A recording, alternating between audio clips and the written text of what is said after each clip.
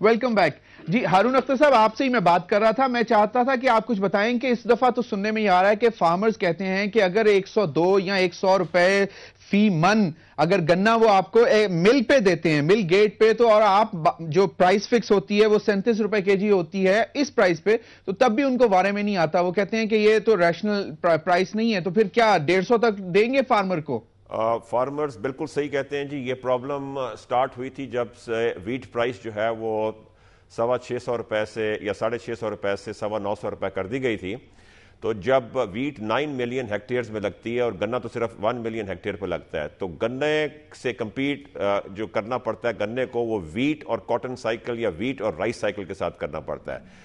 اب ہمارے خیال میں 100 روپے is not enough for the farmer. I think یہ جب تک اس کو ایوریج 130 140 روپے فی من نہیں ملے گا، یہ wheat cotton cycle wheat rice cycle سے کمپیٹ نہیں کر سکے گا. آپ کی سوال کا جواب جو ہے بالکل صحیح ہے کہ میرا خیال ہے کہ یہ 120 سے گنا شروع ہوگا، 160 170 تک جائے گا، ایوریج 140 150 ملے گا، جس کا مطلب یہ ہے کہ چینی میں ہماری لاگت جو ہے ٹیکس ملا کے 55 روپے ہوگی اور چینی مارکیٹ میں 60 روپے کی بکے گی.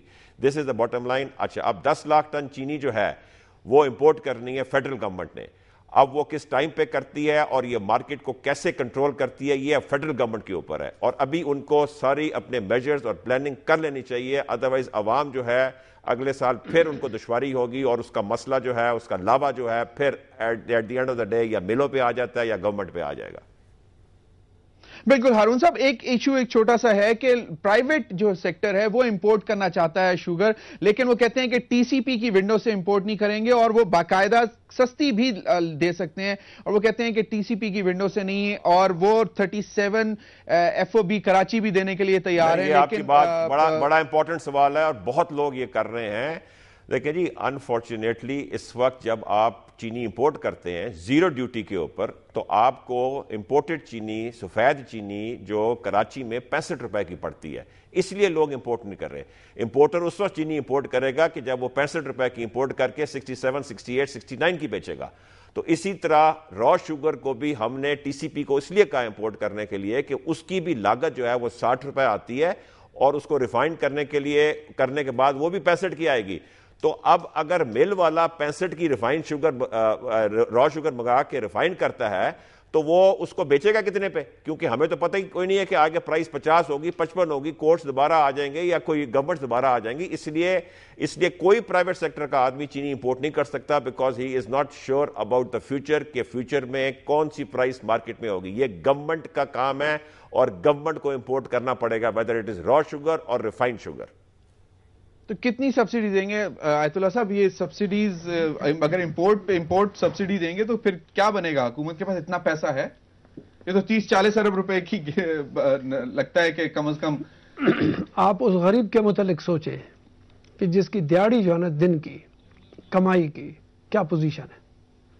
آپ نے تو سوچ لیا کہ 70 ہونا چاہیے، 150 روپے ہونا چاہیے. نہیں، وہ تو کہہ رہے ہیں مجبوراً اتنے میں بکے گی. وہ یہ نہیں کہہ رہے کہ ہم دینا چاہتے ہیں. ایک چیز اگر امپورٹ کرتے ہیں تب بھی اتنے میں پڑے گی. اگر وہ 130 140 یا 170 روپے تک فارمر سے کین لیں گے تو تب بھی اتنے کی پڑے گی. وہی کیلکولیٹ کر کے پوری قوم کے سامنے ہم آپس میں بیٹھے ہوں.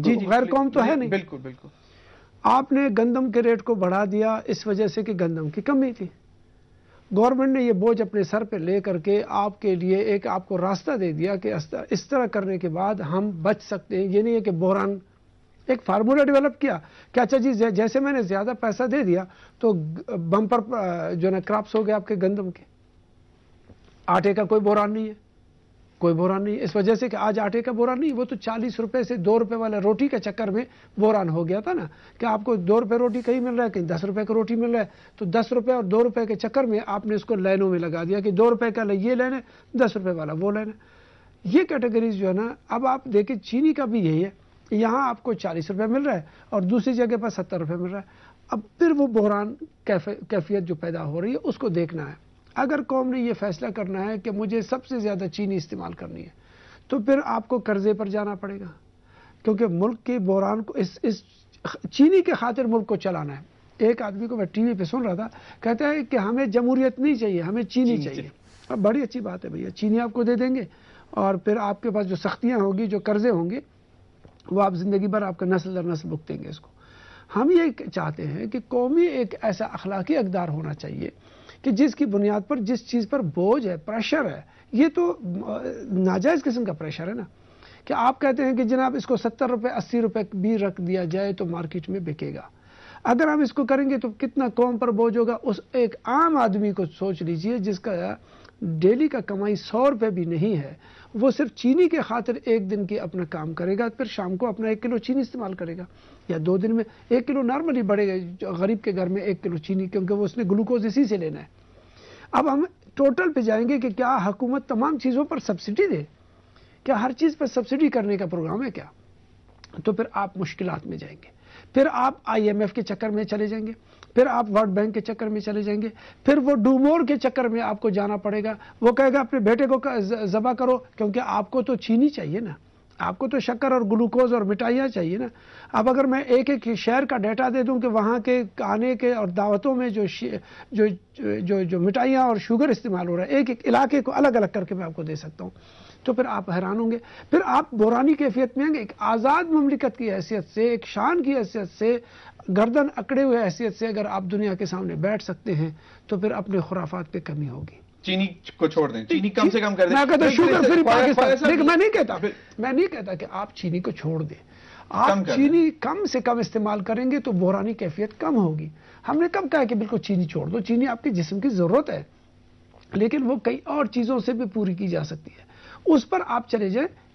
قوموں کے بیچ میں یہ آ جاتا ہے. اس بحران کو آج اس وقت میں اور آپ فیس کر رہے ہیں ادھر نا، بڑے مہنگے قیمت پر. جیسے ہارون صاحب کہتے ہیں کہ باہر سے مہنگا آ جائے گا، یس باہر سے مہنگا آ رہا ہے، لیکن اگر وہاں بارشیں ہو گئی اور وہاں پر کراپس انڈیا میں ٹھیک ہو گیا، برازیل میں ٹھیک ہو گیا، تو اگلے سال ہو سکتا ہے کہ آپ کو یہ 20 روپے کا کلو مل جائے، کیونکہ بارشوں کے بعد وہاں پہ پوزیشن چینج ہو جاتی ہے. اللہ کرے. یہ تو بہت اچھی بات کی خواجہ صاحب. انہوں نے کہا کہ 40 روپے کی آخر سبسڈی کب تک، لیکن 40 روپے جو یوٹیلٹی سٹورز پہ دیکھنے میں تو یہ آیا کہ وہاں پہ بھی نہیں ملتی. سر نہیں ملتی نہیں نا.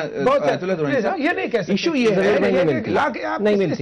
ایک چیز نہیں ملتی. ہم ہر یوٹیلٹی سٹور کو انشور کرتے ہیں. آپ کو آپ اس کا نام بتا دیجئے کہ کس یوٹیلٹی سٹور میں اس وقت جو گزشتہ 2 دن سے تمام پاکستان کے یوٹیلٹی سٹورز میں 5700 جو ہمارے نکاسی کے سینٹرز ہیں اس میں 38 روپے کا کلو. آپ نے بہت اچھی بات کی، لیکن اللہ کرے یہ بحران حل ہو جائے، اور اگر نہ ہوا تو ہم کسی دن لائیو پروگرام کریں گے اور لوگوں کی لائیو کالز لیں گے اور ان سے پوچھیں گے کہ باقاعدہ یوٹیلٹی سٹورز پہ ان کو 38 روپے یا 40 روپے پہ ملتی ہے کہ نہیں. خواجہ شہاب صاحب کی ذرا بات سن لیں. ضمیر بھائی، اس سارے سلسلے میں درانی صاحب نے بڑی تفصیل کے ساتھ ایک اور ویو پوائنٹ ہمیں دے دیا ہے. انہوں نے اب شوگر کے بحران کو وار آف ٹیرر کے ساتھ لنک کر دی ہے. مطلب یہ ٹھیک ہے ہم باتیں کرنے وہ جتنی کر لیں، لیکن یہ حقیقت ہے یوٹیلٹی سٹور کے اوپر آپ کے پاس چینی اویلیبل نہیں ہے. آپ دیہی علاقوں میں جو یوٹیلٹی سٹور ہیں، جو ریموٹ ایریاز میں ہیں، ان کو جو سٹاک ملتا ہے وہ باہر بیچ دیتے ہیں. یوٹیلٹی سٹور کے اوپر جو ریٹیلر ہے وہ چینی رکھتا ہی نہیں ہے اپنے پاس.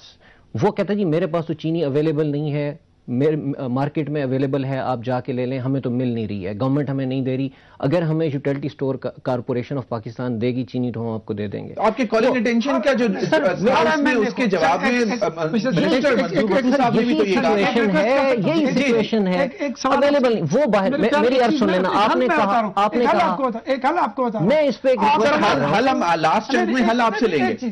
ہر MNA کو، ہر MPA کو، ہر سینیٹر کو پاکستان کو اجازت ہے کہ وہ یوٹیلٹی سٹور کے ووچر کو چیک کرنے کے لیے جو ان ہو چکا ہے، جو ان ہوا ہے. درانی صاحب میں آپ کو چیلنج نہیں کرتا ہوں. میں یہاں پہ میں نے وہ فیڈ بیک آپ کو دیا ہے جو ایکچوئل فیڈ بیک ہے، آن گراؤنڈ ریئلٹی ہے. آپ جس یوٹیلٹی سٹور کے جو فرینچائز کھلے ہوئے ہیں ان کو چینی دیتے ہیں، وہ باہر مارکیٹ میں بیچتا ہے. فرینچائز کو چھوڑ دیجئے، اپنے پاس 50 یا 100 فرینچائز ہیں. نہیں خدا کا نام ہے آپ کے اپنے وہ سب کے سب پرائیویٹ لوگوں کے پاس ہیں، وہ چلا رہے ہیں ان کو. فرینچائز کی چھوڑ دیجئے. میں آپ کو دعوے سے کہتا ہوں آپ ابھی اٹھیں میرے ساتھ چلیں. آپ یہ سپر مارکیٹ والے میں چلیں. ٹھیک ہے، اس نے لکھا ہوگا کہ اتنے بندے مجھ سے لے گئے ہیں، آپ چلیں ابھی چینی لینے جا کے. میں آپ کو دعوے سے منسٹری کی طرف سے ہر MNA کو، سینیٹر کو، MP کو چیک کر سکتے ہیں. میرا ویو پوائنٹ یہ ہے.